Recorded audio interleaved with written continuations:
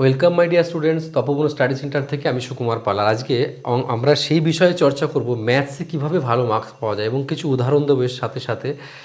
এবং আমরা জানবো যে ম্যাথস আসলে যে সাবজেক্ট আমরা ভীষণভাবে ভয় করি ম্যাথসের, কিন্তু ম্যাথসটা ভয় করার মতো একদমই তেমন সাবজেক্ট নয়।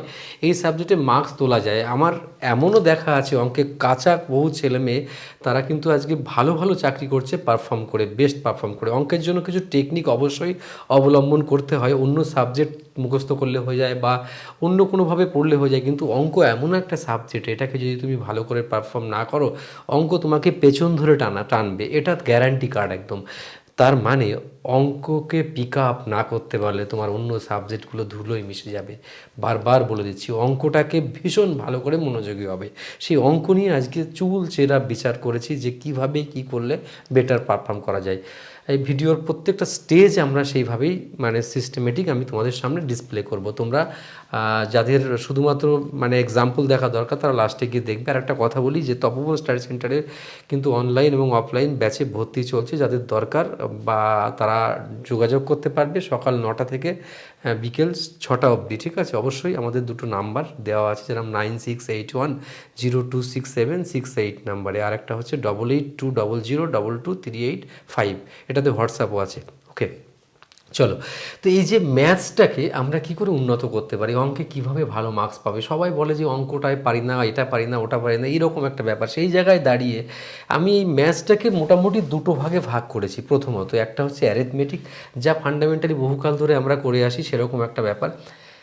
আরেকটা হচ্ছে অ্যাডভান্স ম্যাথ। তো অ্যাডভান্স ম্যাথের এত বাড়বাড়ন্ত আগে ছিল না যতটা এখন শুরু হয়েছে। তো প্রিয় স্টুডেন্ট, এখন এই অ্যারিথমেটিকের কোন পোর্শনগুলো তুমি পড়লে পরীক্ষাতে ভীষণ ভালো মার্কস পাবে, এবং স্টেট গভর্নমেন্টের পরীক্ষা দিতে চাইলে কোনগুলো পড়বে, সেন্ট্রাল গভর্নমেন্টের পরীক্ষাতে কোনগুলো বেশি পড়ে, তো সেটা নিয়ে আমি বিস্তর ডিসকাশন তোমাদের সামনে করার জন্য আমি একটা পথ তোমাদের একটা আইডেন্টিফাই করে দিয়েছি, যেটা হচ্ছে যে কোন চ্যাপ্টারগুলোর উপরে বেশি জোর দেবে তুমি ম্যাথসে। যেমন ধরে নাও নাম্বার সিস্টেম, আমি একটুখানি দেখাচ্ছি তোমাদেরকে, সিস্টেমগুলোকে একটু জুম করে নিই।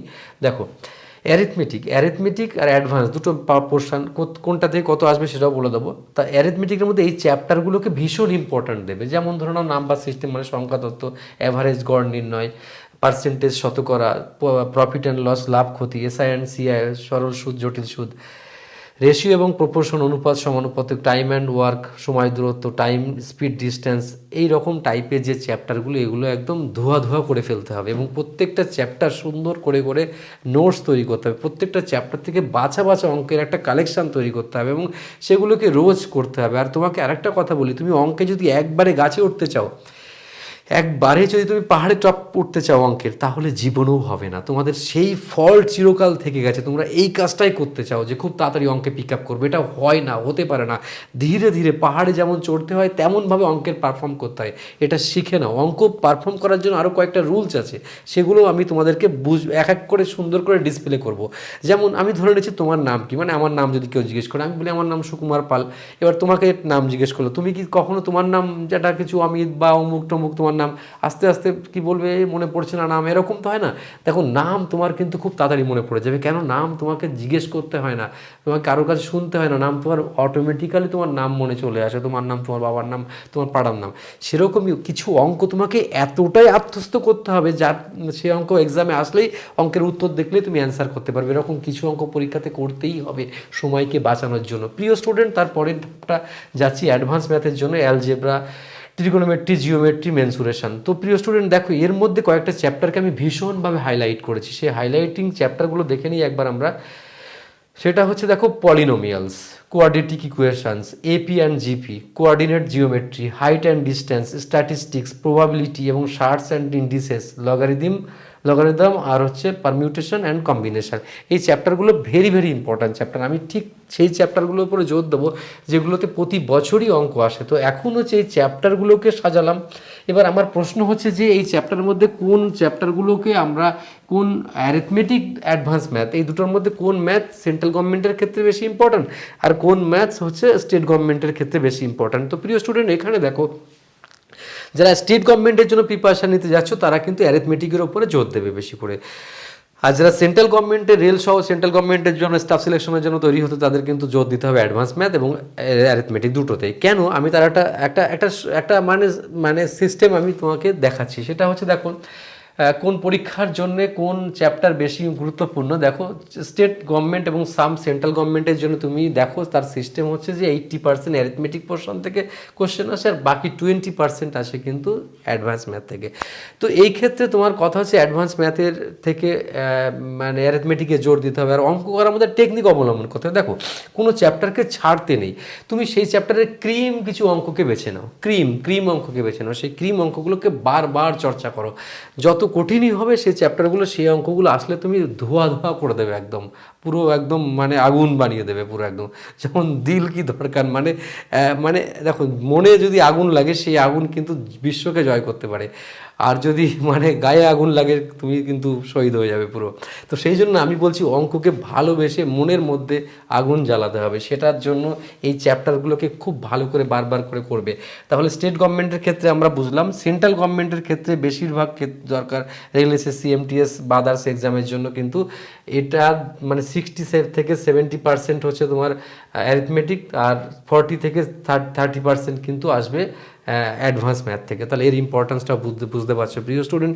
এখন এই যে চ্যাপ্টারগুলোকে কিভাবে তুমি আত্মস্থ করবে, কিভাবে আরও বেটার পারফর্ম করবে, তার কিছু টেকনিক আমি তোমাদেরকে ডিসপ্লে করব, তারপরে আমি কিছু ম্যাথস করব তোমাদেরকে নিয়ে। ওকে, এবার আসি কতক্ষণ অঙ্ক তুমি করবে এবং কিভাবে করবে। প্রিয় স্টুডেন্ট, এখানে একটা সবথেকে বড় ইম্পর্ট্যান্ট কথা বলে রাখি।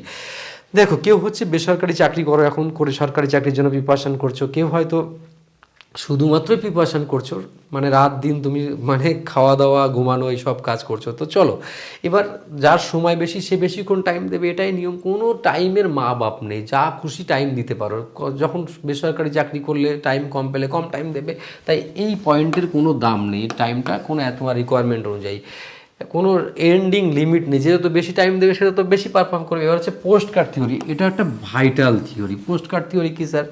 এখন ধরে নিচ্ছি একটা পেজ, মনে করো তোমার একটা অঙ্কের সেট, 100 নম্বরের একটা অঙ্কের সেট, তুমি তো রাফ করো, রাফ যখন করবে তো মনে করো একটা সাদা পৃষ্ঠায় রাফ করবে। অনেকে কি হাতে রাফ করা, মুখে রাফ করা, গায়ে রাফ করা, পায়ে রাফ করা, জামায় রাফ করা, রাফ করে, রাফ মানে ওই লেখা ক্যালকুলেশন করা, ওগুলো করবে না, একটা প্লেন খাতাতে করবে। প্রথম দিন যে সেটটা করলে তাতে মনে করো একটা পৃষ্ঠায় পুরো রাফটা হয়ে গেল।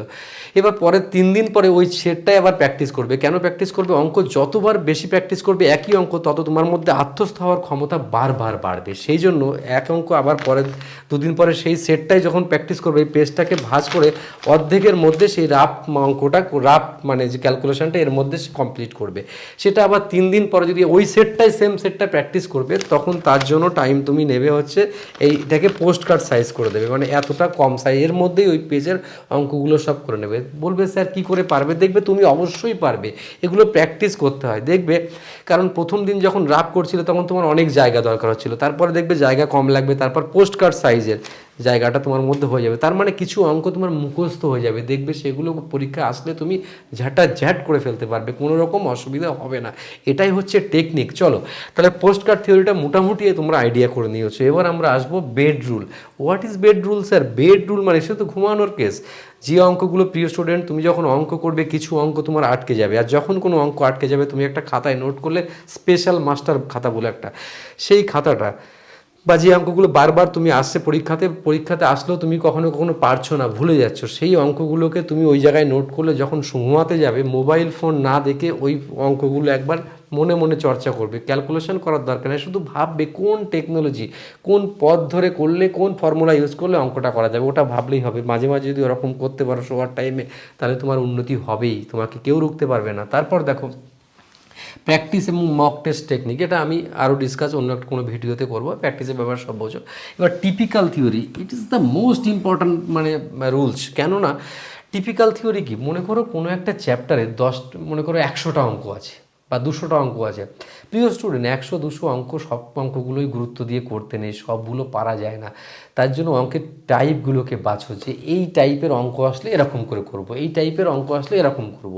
তো এরকম টাইপগুলোকে বারবার প্র্যাকটিস করলে সেই টিপিক্যাল অঙ্কগুলোই তোমার পরীক্ষাতে আসবে, নিশ্চিত আসবে, আর তুমি তখন খুব তাড়াতাড়ি অ্যান্সারগুলো করে ফেলতে পারবে। এই টেকনিক, এই নয়া টেকনিক তোমাকে কিন্তু চাকরি পাওয়ার পথে এক ধাপ তোমাকে এগিয়ে দেবে। আশা করি আমার এই কথা তোমরা বুঝে ফেলেছো এতক্ষণে। তাহলে এই টিপিক্যাল থিওরিটা মানে টাইপগুলোকে এক জায়গায়, দেখো 10টা টাইপ, এই চ্যাপ্টারে 10টা টাইপ ধোয়া ধোয়া করে দাও, একদম আগুন জ্বালিয়ে দাও 10টা টাইম। ওই 10টা টাইপ তুমি একদম জম্মের মতন করে ফেলো, জম্মের গেলা গিলে নাও, যাতে তুমি একদম মানে মারাত্মকভাবে তোমার মানে ডাইজেস্ট হয়ে যায়। বোঝা গেল ব্যাপারটা টিপিক্যাল। এবার হচ্ছে ফর্মুলার সঠিক ব্যবহার।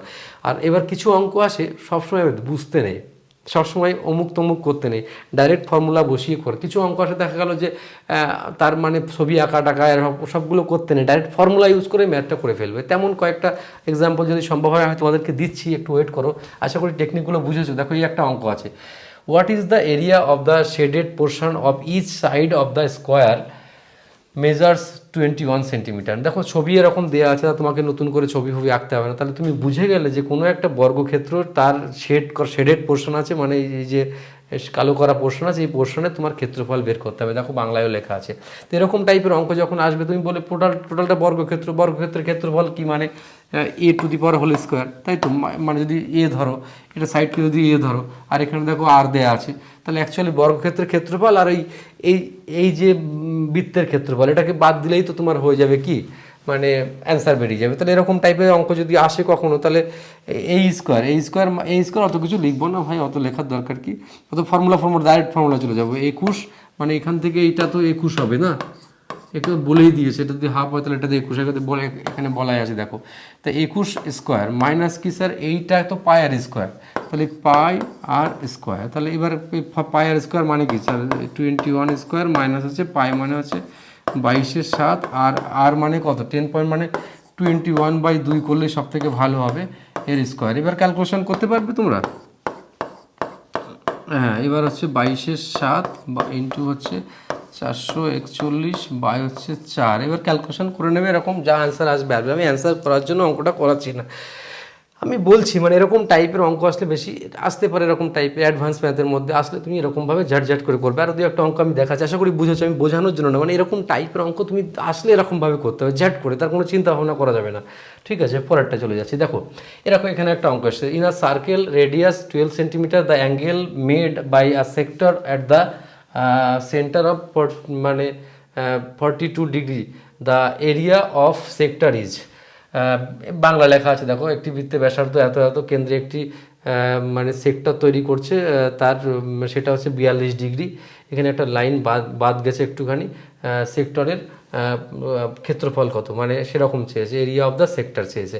এরকম এই যে এখানে কিচ্ছু জানতে হবে না, আমার উদ্দেশ্য হচ্ছে তুমি অনেকে কী করবে, এটা বৃত্ত আঁকলো তার সেক্টর তৈরি করলো, এরকম কিছু না, আমরা জানতে হবে সেক্টরের ফর্মুলা তুমি জানো কিনা। আমরা প্রথমে সেটা জেনে নিই, area of the sector, area of the sector, এটা ফর্মুলা তুমি জানো। এরিয়া সেক্টর ফর্মুলা কি, area of the sector formula pi r square theta by 360, pi r square theta by 360 degree. এবার দেখো কিছুই আননোন কি আছে এখানে, তুমি আর জানো, আর মানে কত স্যার, এখানে বৃত্তের ব্যাসার্ধ হচ্ছে 12 সেন্টিমিটার। আচ্ছা, আর তুমি কি জানো, দেখো সেন্টারে বৃত্তের কি দিয়ে বা মানে থিটা মানে দেখো মানে 42 ডিগ্রি দিয়েছে। তাহলে এরকম টাইপের অঙ্ক যখন হবে 22/7 ইন্টু হচ্ছে আর মানে কত স্যার, আর এখানে দিয়েছে কত 12 সেন্টিমিটার, তাহলে 12 টু দি পাওয়ার স্কোয়ার, আর থিটা মানে কত স্যার দিয়েছে, দেখো দেখে নাও, থিটা দিয়েছে হচ্ছে 42 ডিগ্রি, এই যে 42 ডিগ্রি বাই হচ্ছে 360। এবার ক্যালকুলেশন করে দাও। এখন কথা হচ্ছে তুমি যদি বুদ্ধিমান হও তাহলে তুমি এই ছবি টবি আর আঁকবে না, তুমি ডাইরেক্ট ক্ষেত্রফলের ফর্মুলা বসিয়েই করে দেবে। দেখো এই অঙ্কটা অনেকের কাছে সহজ হতে পারে বা কঠিন হতে পারে, আমি প্রশ্নে সেটা যাচ্ছি না। আমার কথা হচ্ছে যে কিছু অঙ্ক তোমাকে সবসময় ফর্মুলা ডাইরেক্ট তোমার ইউজ করবে, অনেক সময় ছবি আঁকার দরকার নেই, তোমাকে কি নাম্বার বেশি দেবে, একের থেকে বেশি নাম্বার দেবে না। প্রিয় স্টুডেন্ট, এই আমি আর সামনের দিকে যাচ্ছি না, আরও অনেক কিছু ছিল এখানে, তো চলো সামনের দিকে আমি আর যাবো না। তো এখন যে ব্যাপার সেটা হচ্ছে যে সব থেকে যেটা ক্রিটিক্যাল একটা কথা, যে অঙ্ক পারি না স্যার, বুঝি না স্যার, এসব বললে চলবে না। স্টেজে যখন তুমি উঠেছো তোমাকে নাচতে হবেই, না হলে তোমাকে ইট পাটকেল মারবে, তুমি কিন্তু তখন হেরে যাবে। আর হেরে যাওয়া মানুষের সঙ্গে তো কেউ থাকে না।